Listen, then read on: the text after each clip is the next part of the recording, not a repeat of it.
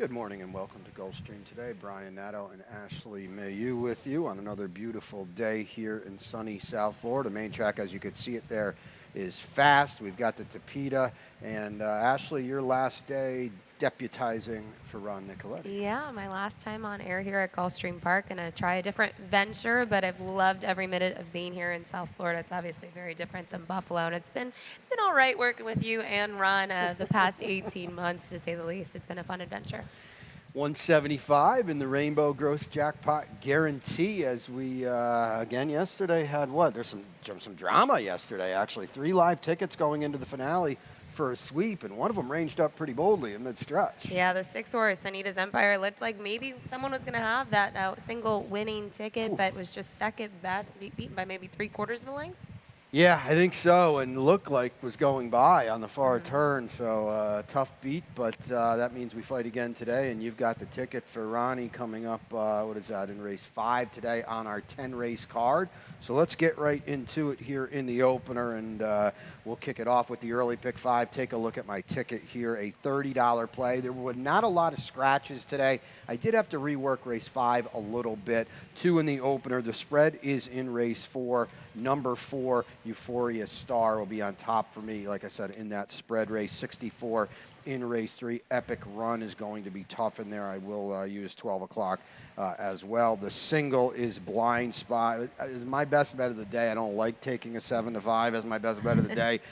But it's that kind of card. I didn't find a lot of other spots, to be completely honest with you. My long shot kind of gets nixed a little bit in race 5. Brimage is still on top for me, but with the key scratch of With Liberty, we're going to lose a lot of value there. $30. Ashley will kick it off here in the opener, and this maiden claimer 12-5s for fillies and bears 3 and up. We sprint 5.5 on the Tapeta. You go to number 5. I've got Whatnot in second. Good overall form. Finally gets a good post, too. Yeah, certainly. Finally gets that good post, because those last 3 towards the outside of the starting gate, I don't think in those sorts of races going long, that's necessarily what this horse wanted. And she's been good. This filly's been good. I think her last 2 or 3 efforts, she, kind of a repeat of those, would be good enough to win in this spot. Last time out, she only missed by half a length. She has been favored in some of these races and hasn't been able to get it done, but you mentioned it. It's the post. Yeah, and Liz Doble's an Imaginary Stable have done some really, really good work together, and I think you've got to factor that in as well. I go to the outside to the number 9, and you've got certainly Amore Moon in your mix. Blinkers on. We get a half furlong extra to work with. I didn't think she ran terrible in her debut at all. She was 5th, didn't take a lot of money that day for Joe Cantonese, but you know what? She's lightly raced with a world of upside. There's really not any in here you can say that about. Yeah, there's some professional maidens in here, so I totally get that, and that's why I use this one in my top 3. And I think the big thing, too, it is second time out. There's not a stat to support that for the barn, but Joe Cat, he's been kind of on a roll the last couple of weeks. He's been sneakily getting some horses in the money. He had a nice debut horse not too long ago as well, and the equipment change might be key because this one was shuffled back. Yeah, a little more early speed, hopefully. Reign of Blessing, you mentioned the Lifetime Maiden. She is in the picture next to the dictionary. Yeah, she is in here, but I do have a replay I did want to show. I thought one of her performances recently, it wasn't a poor performance to say the least, and we'll kind of cue it up here. This is that race on August 14th, her most recent start, where she ends up finishing second. She's the number 5 horse in here. You just kind of see the trip she gets in between, and I should say behind some of these horses. Right on Beauty, the number 6, ends up kind of having the jump on the field, whereas when you look at Reign of Blessing, has to angle out. It almost looks at this point she's going to leave the picture slightly for a bit, but she keeps on pressing on Brian, and that's what I liked about this performance. She kind of was the best of the rest. You know what? I will say that because as a lifetime 0-for-19 maiden, you're typically not going to get this kind of effort when you don't have things go your way. So we'll give her credit for that. She's going to have to work out a trip from down there again. You'll get a decent price if you're a believer, and you got Edgar Perez too as well, and that's never, ever a bad thing here at Gulfstream Park. Early pick 4-time in race 2. We go a mile, that elongated 1-turn mile on that fast main track. 3-year-olds are 4 and up, which have never won 2. Our tag is 12-5.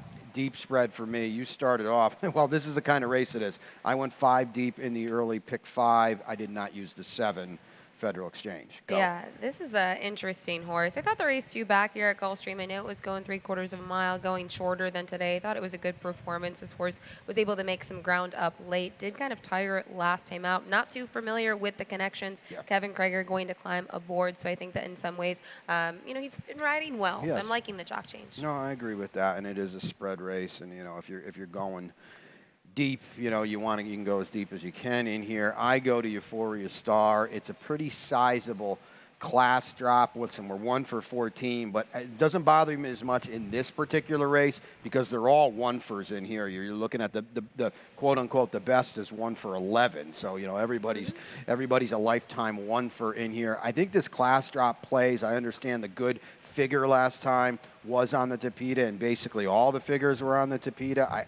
I have to think this drop plays a little in here. Yeah, I think the drop is huge in here because you look at some of these horses, they've been at the level, they've been slightly up. I think this horse has been one that's been facing tougher than most of the field. We get Leonel Reyes, too, and again, that's never a bad thing either. Number 6, Desert Ruler, 2-1 on the morning line. I don't really disagree with that. I mean, I think he's the horse to beat. I also don't want to take it on top at that kind of price. No, and he tried this level last time out at the distance, and he just couldn't get the job done. He wasn't favored in there, and, you know, he has been against considerably tougher in the past. He didn't fare well against that competition. You see some of the names, AP Secret, Of a Revolution. You go down the page, but you would have thought that maybe last time out he would have been a bit closer in the end. The winner, Tuscanito, was just much the best. Yeah, and I think that's a good point because he did drop last time, and you're thinking, okay, this is going to get him over the hump. I know you said Tuscanito was much the best. I get it, and he improved a little bit. Not as much as I thought he would. He is loosing and trolling in here. If you are a fan, I'll say that. And I'll just quickly mention Hay Porter, who's certainly in the mix. We got a stat here, though, for Peter Walder that says, you know what, tread a little lightly. So you look at your form, okay, Peter's 25% sprint to route overall. Check it out the last year. He's 1 for 14, 7%. So we'll see what we get today. I do think Hay Porter is a horse you've got to use if you're spreading a little bit. But again, much like Desert Ruler, a little bit underlaid in the win pool. Another 1-turn mile in race 3. These are for the maiden claimers, 12.5s on these 3-year-olds and up. We just reversed our exacta.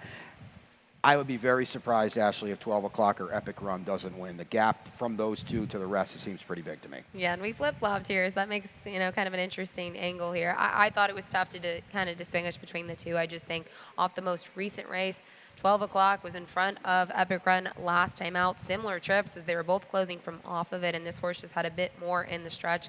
And now this is, you know, the second race in a row going a mile on the main track. I think the Tapeta effort, 2 back, draw a line through it. Did you go to the wedding last time at 63-1? Because you're getting about 2-1 today. Yeah, I did not. I wish I would have had some place money on that one. Just completely was not looked in there. And you try to wonder why that happened. I don't know, but it's Jose Pinchin. Barn's been doing well. Has been doing well. Only second start in the barn.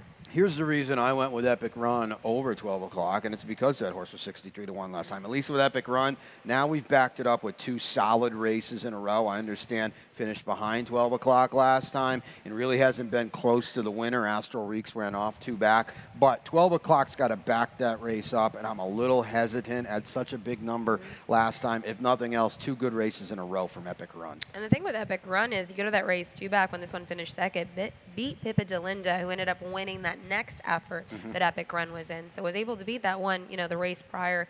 And you mentioned it. That's 2 consistent races in a row. Yeah. You can't say the same about 12 o'clock. A little chaotic from there. You've got the 3 Watch for the Loot. This was a late announcement, first time gelding. First time gelding and first off the claim for Joe Orsino. Just 7% for the outfit. But this horse has had considerable time off. It's only going to be his second start as a 3-year-old. I know he hasn't shown too much, but he's in for the lowest tag of his career. And I just wonder, the connections claimed him. They had to sit down for him for a little bit. And the last effort was on the grass. So returning to the dirt today. Rohan Crichton's got the 2 Den Street. I think that in and of itself is a big deal because we know how good Rohan has been for basically all of 2022. I mentioned my best bet of the day. It comes in race 4. This is our maiden special weight. The 2-year-old fillies here, we stretch them out a little bit to 7 furlongs. You land on Blind Spot as well. She is every bit of 7-5 in here. I hate to tell you, also my best bet today. So that didn't fare too well for us Yeah, yesterday well, when we had the same bet. oh, but that's true. I do think Blind Spot stands out in this field off the debut. It was a really solid debut. We know Safi doesn't have these horses cranked up for first time out, but he's almost 30% with maiden second time out. Now they bet this horse to 5-2. The winner, Aurelia Star, was good that day. The dam was 4 for 11. She earned almost 200,000. Second in a grade 2. She won a stakes race, the extra heat. I just think at the end of the day, now we got the scratch of the 4 as well. Honestly, unless they bet the 1 or the 3, and we'll talk about the 3 here, the other Safi. I mean, blind spot's 2 to 5 in here. Let us talk about the 3, though. Safi's got 2. We've seen that pop in the past. It happened just the other day when he won with, his other maiden, so to speak. Rock This Town gets Lionel Reyes. They paid some money for this horse. The dam was 3 for 16. Maybe she can run a little bit, too. Plenty of works under this filly's belt, to say the least. A lot of the last 3, they've been 5 furlongs, which I always like to see. Most recently, a pretty nice work here. The second fastest of 8 at that 5 furlong distance. But you mentioned it's the other Safi. You never know what's going to happen with them, but I just think blind spot looks better. Chantel and Carlos David team up with the 1 Shady Secret, who the dam 0 for 1. 7th full. A couple of them were all right. They all needed starts, though, to break their maiden. This rail is tricky, too. A Florida-bred daughter of Nyquist, and you mentioned Chantel climbs aboard this one. They're 2 for 5 when she teams up with Carlos David. It's not a huge stat. I just thought in this race, when you started to look at the horses that had race day experience, the firsters maybe left something to, they were more intriguing just for the fact that these horses didn't show too much in their debut. One of them's jumping up. One of them came out of a stake as a maiden, I think it's a great point because the afternoon runners, and I'll talk about the 2 here, Penumbra's Maker, second time for Fausto Gutierrez. We tried that twice yesterday. Didn't work at all at very underlaid prices as well. This one's got some reason to like her, though. The dam was just 1 for 4. She was a half the Warriors Award, won the Grade 1 Carter. We've talked about these Fausto horses really moving forward. I think it's significant that he now goes to Edgar Perez. Small sample, but, maybe there's a lot more intent today. Yeah, I think the barn's 2 main riders. Edgar Perez probably second, Miguel Vasquez being the top one, but 44%, 4 for 9. It's a really big stat to kind of point out for the outfit. And, the rider change experience, but as you said, didn't work out too well yesterday. No, he had 2 very live horses that didn't fire. Now, there were, a good 2-year-old that won one of those races that we'll get to in the lightning round. But it's just food for thought, so we'll see what we've got here. When we come back 4 down, that means there's 6 to go. That means it's rainbow time. 175 in that gross jackpot guarantee. Stay tuned.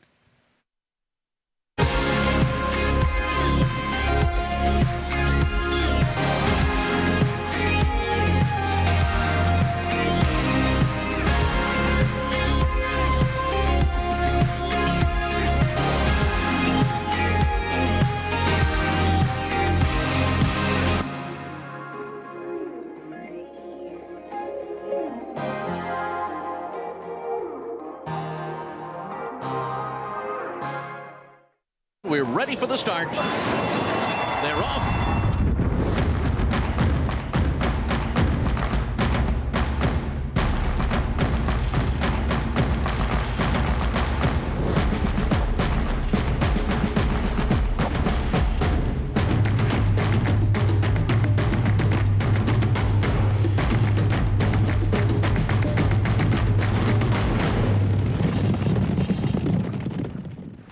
Welcome back to Gulfstream today. Brian and Ashley with you on another beautiful day here in sunny South Florida. And we've got 4 down, like I said. That means there's 6 to go. $175,000 in that gross jackpot guarantee. Ashley's going to run out a ticket here in the Ron Nicoletti, well, maybe in the Ron Nicoletti mode. We don't know that. And before we get to it, and we got to mention it because we said it yesterday, we've said it time and time again, before we start building this jackpot to big numbers, you've got a chance to sweep it. We saw it yesterday. It almost took it down. 3 live tickets going into the finale yesterday. It's a great time to play it. I know we'd all love to be a single winner when there's $1 million in the pool, but I would be very happy when there's $175,000 in that gross jackpot guarantee. So for me, looking at kind of the structure here in the Rainbow Six and looking at my ticket, it's a Nicoletti special. There it is. 43.20. Had to do it right today. Hopefully I'll have more luck. I used 3 in the opener, the 2, 3, and the 6. I think the 3 might be a price and might be intriguing at some value. Race 6, 2 runners in here. The 6, 1 of 2 for Fausto Gutierrez, looks really tough, but I thought the number 1, DeColdest, might get some pace set up and might make a late run. Race 7, 2 runners as well, and then race 8 and race 9, you can see I spread. Specifically looking more into race 9, that's our overnight handicap tonight. I do use the 1 and the 2 as well as the number 8, Noble Drama for David Fox. Going to use that 1 underneath. Expect him to maybe kind of, improve second off that long layoff. And then to wrap things up in the nightcap, I only went with 2 horses in here. I used the number 4, Martha May Huvier, as well as the number 5, Valley Moon. I think they're both coming off pretty nice performances. So there it is, 43.20, and definitely get involved because, like we said, it's a tough sequence today, too. It's not easy, and I don't know. I got a feeling there might be a one or two out there when it's all said and done come race 10 that might sweep this pool. Hopefully could be you. So we get to the 5th race to start it off here right around 2:26 in the PM. 3-year-old fillies 4 and up, but have never won 2. Our tag's 62.50. I'm going to start it off because I know you pulled the replay for Brimage up too. This was my long shot. I swapped it out because we scratch out the 5 with Liberty, 5-2 on the morning line. When you take 28 points out of morning line, you're going to get decimated on your other prices. Brimage will not be anywhere near 8-1. But I thought there was reasons, Ashley. Maybe she can improve off the Ray Yanez claim and talk about this replay, too. Yeah, she was actually my long shot on this day. And you see she just missed the break in there. And the big thing about that is another horse you can see is a little further back than her. But I felt like she was kind of hustled in here. You can see her neck and how she's just, kind of stretching it out to move forward in here. And then you see her here, kind of on the outside. There's 3 horses in front of her. She's going to keep on trying to go from here. And I think at this point, she's pretty tired in this race. Looks like other horses maybe will get by her, but she does hang on for 4th. I just think looking overall at that trip, it wasn't desirable.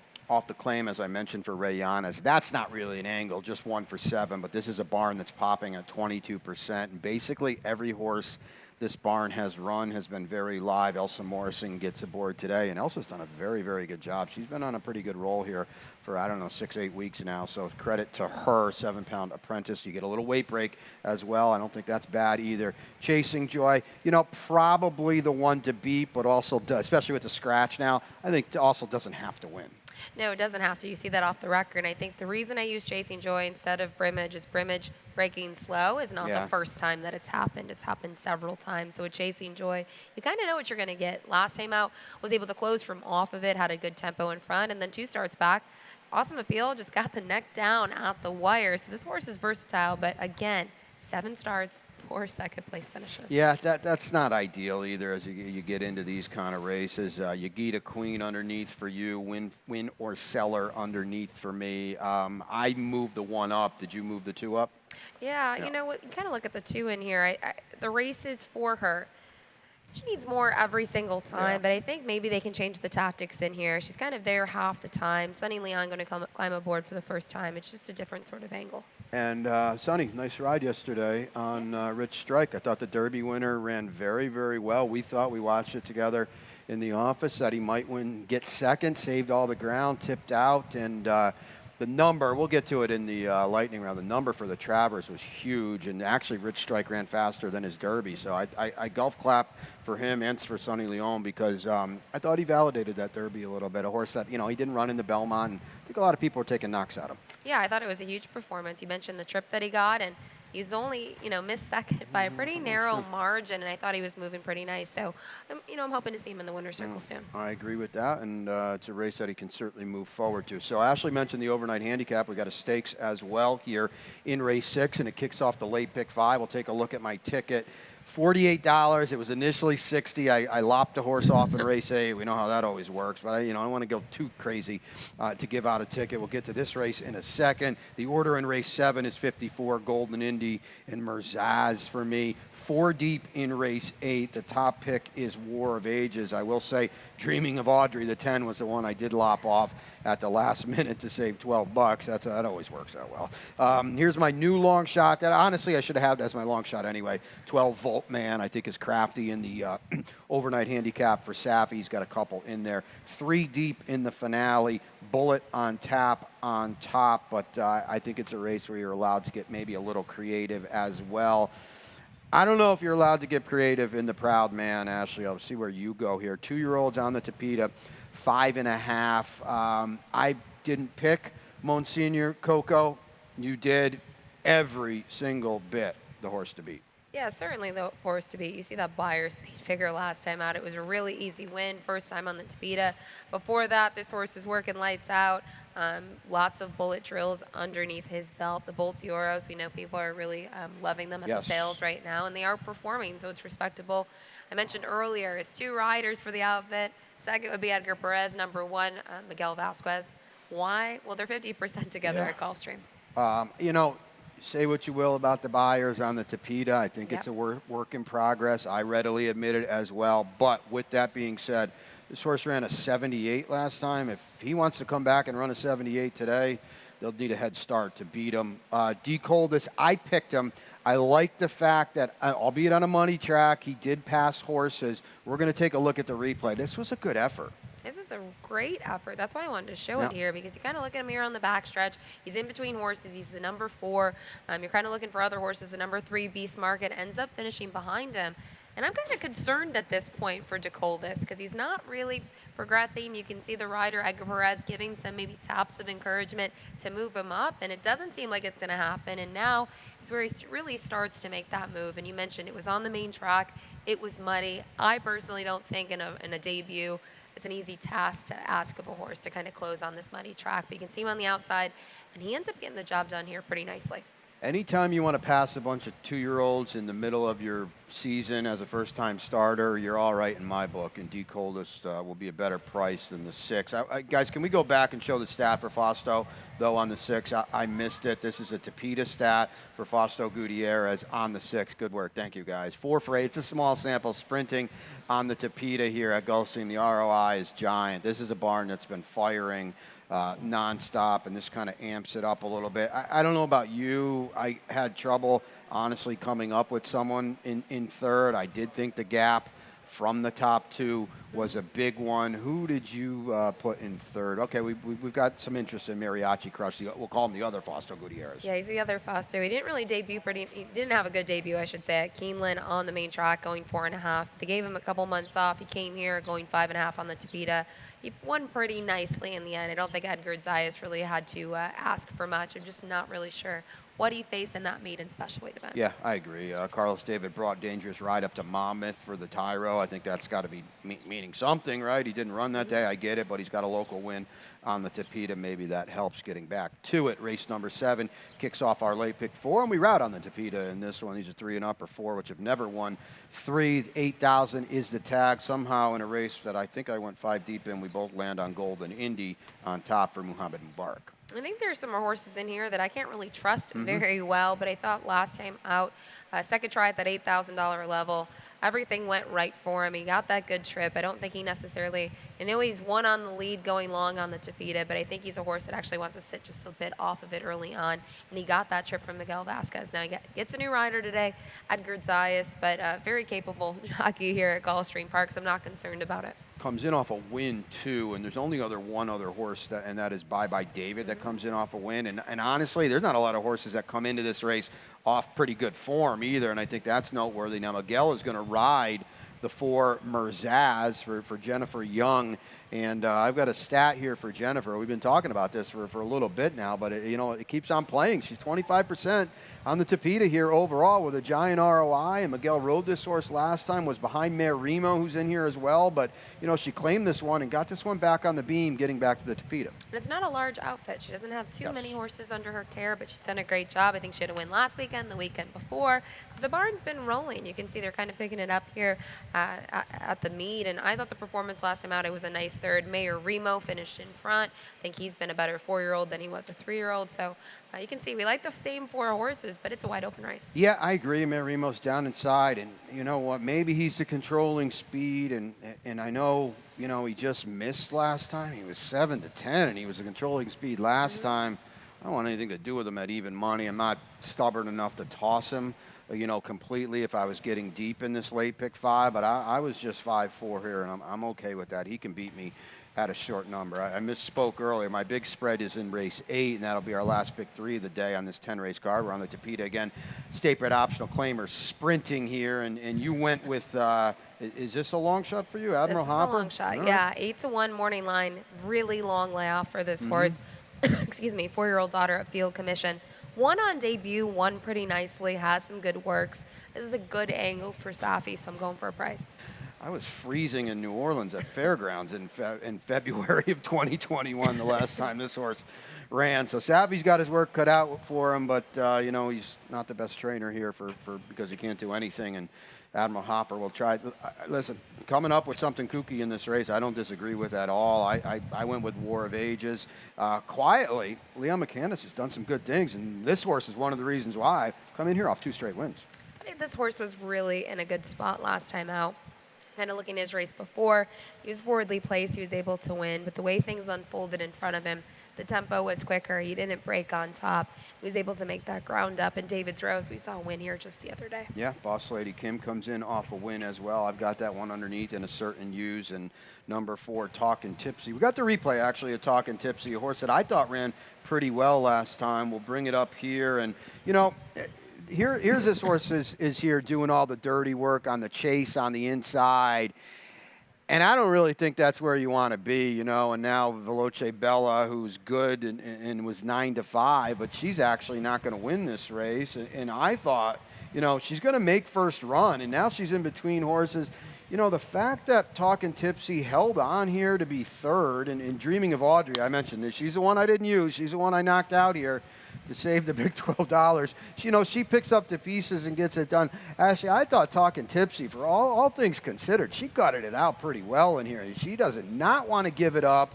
She's almost maybe coming back. She might even have gotten steady to half a step there. I thought this was a big effort. She's got to improve again. I get it. She only run 4 times. Why can't she do it? Let's also like kind of discuss the horses that she's faced. You look at those last two races. Okay, go 3 back.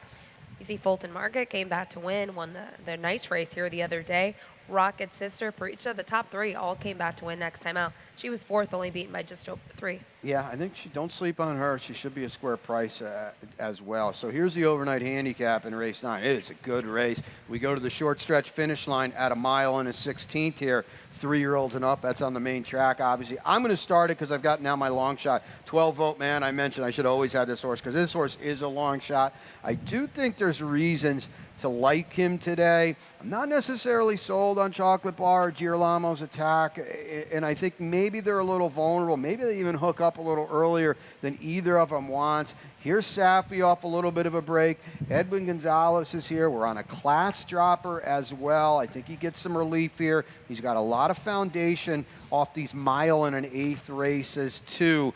And you know what? He can settle just a little bit if Girolamo's Attack, if Chocolate Bar get a little hot and bothered early. There's Laughing Boy in here. Ama G6 isn't letting anybody go either. Maybe it comes back to him just a little bit. Yeah, this is a sneaky sort of horse, I think, for Safi, because these are the horses you have to watch. Edwin Gonzalez has been aboard for that most recent win, which was in the Claiming Crown. You mentioned goes out of town, comes back. That's championship meet, and he's in a grade 3, runs 4th. You see Fearless in there and some of the runners that he faced. Obviously, we know Fearless for Todd Pletcher, 4-time winner locally. There's a lot of things to like about him. He might be a price. Yeah, I'm not sure you said he's 4 for 7 over our main track as well. That's a big deal here. Girolamo's Attack down on the inside. I think he's the class. I don't think there's anything doubt about that. He's 5 for 12 here as well. He certainly makes sense. I thought he was a little flat last time. He was out of town, though. He was at Colonial, so maybe I'll give him an excuse there because 5 of his 6 wins have been here locally on the main track. We saw that 2 back over the slop. That was a big performance from him. Legal Deal's a decent horse to finish behind him. You can kind of see another one. He's faced Fearless, but he's also seen Speaker's Corner, Wayburn. He's been in way deeper waters than this bunch. So I think getting back to his main track that he's kind of based out of, that's going to be the difference. Chocolate Bar was so good last time for Fausto Gutierrez off the claim, and he beat a solid group. You can see Universal Payday and Ama G6 are back in here as well. Take note, the 3 and the 9 come out of this race, Solo Volante and Red Crescent.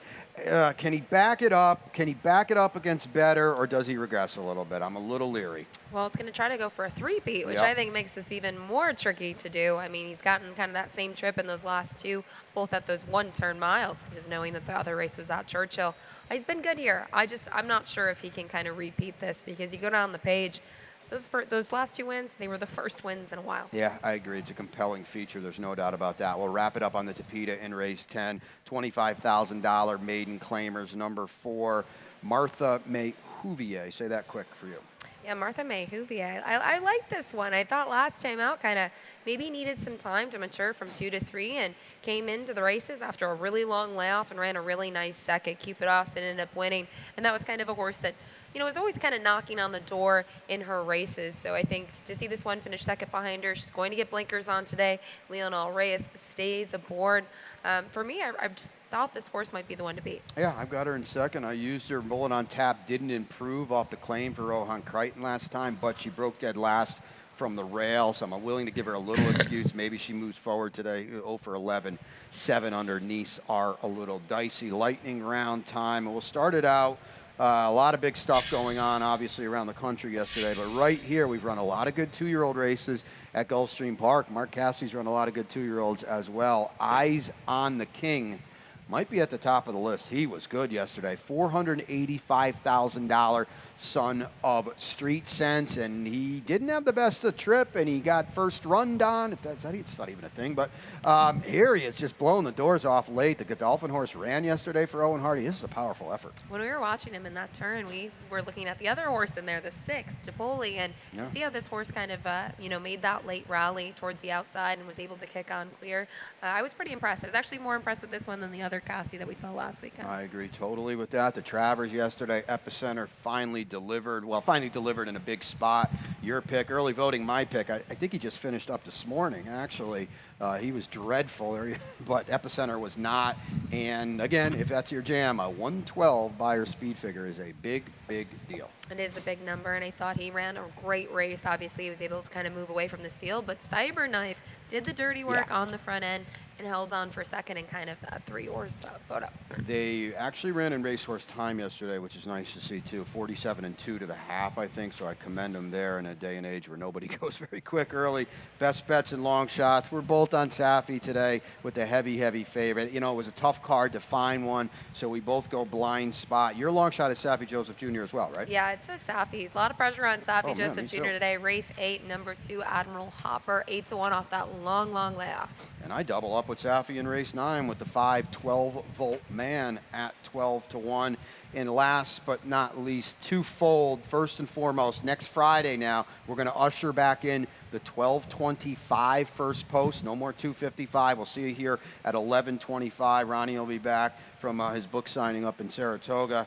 And also, the cool thing now, too, we're drawing a week out. That means yesterday we drew the second, the second set of the Florida Sire Stakes yesterday. So we've got the Susan's Girl and the Affirmed. And I'll tell you what, both of them came up really, really good. No morning lines yet. Obviously, Pete will get on that in the coming days. Links right back for Arundel and Carlos David. I thought the Affirmed was really, really strong as well. I think a field of 10, if I'm not field of 11. Thank you, guys. Here's Bouncer. You mentioned the Cassie Hot Firster. That was him the other day, and he ran big, and Turbo is back, and Awesome Strong was so awesome winning the first one. So there we are there next Saturday, the Affirmed and the Susan's Girl, $200,000 on the line. That is it for us upstairs to Pete Aiello. Yeah, let's get some winners today, and hopefully Safi gets a bunch of them as well.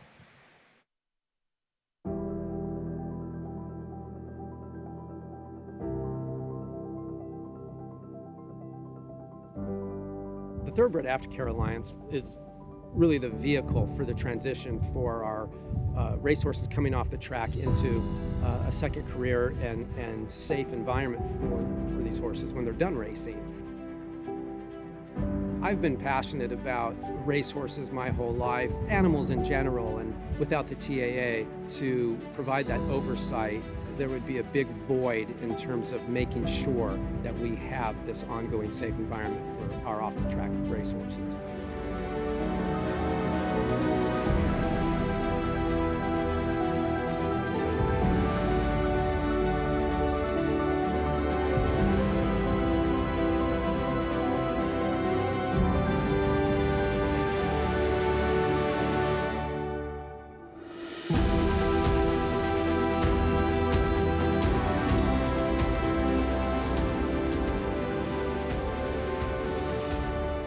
I'm excited about the undertaking and excited about working with our board and our team at the TAA to continue the wonderful progress that has been made. So I'm very excited about what the future holds.